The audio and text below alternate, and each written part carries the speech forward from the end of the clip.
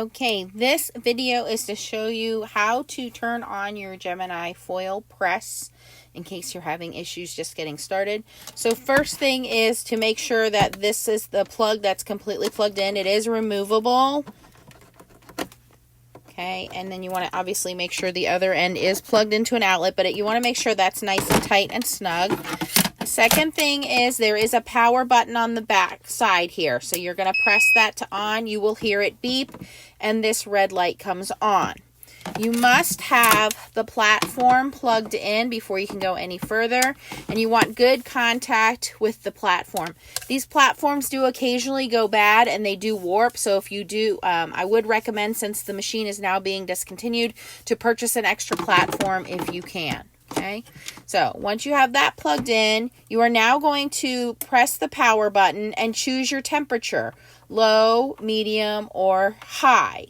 Once it is set to whatever temperature it needs to warm up to, low is generally for your Gemini papercraft foil.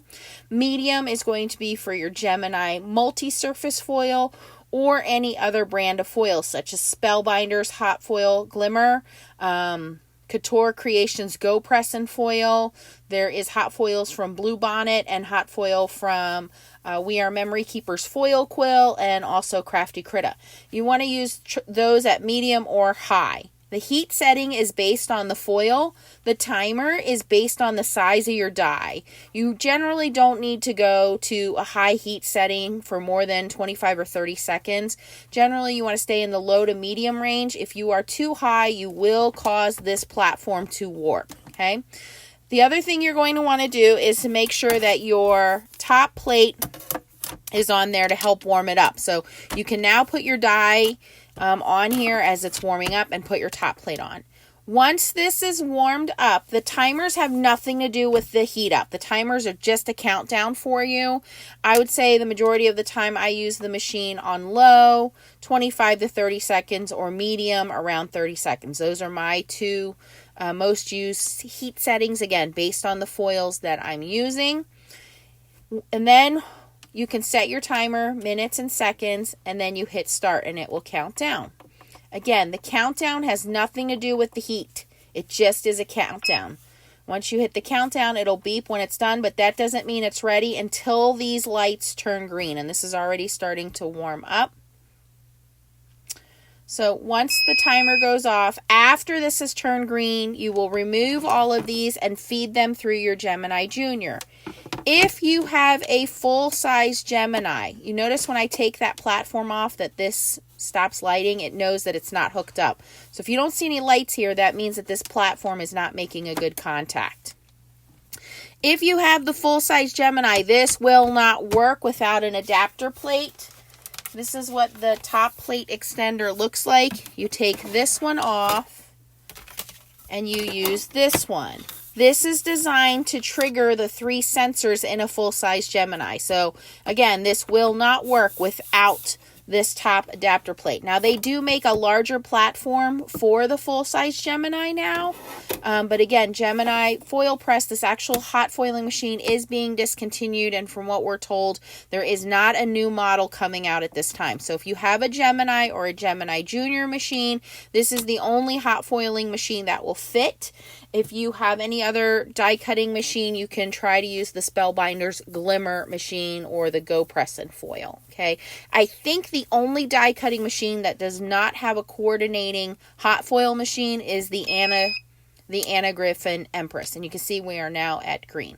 Now, as we move up, it will start to warm up, no problem. If we try to move down in temperature, it will tell us that it's too hot and it will go into a cool down mode.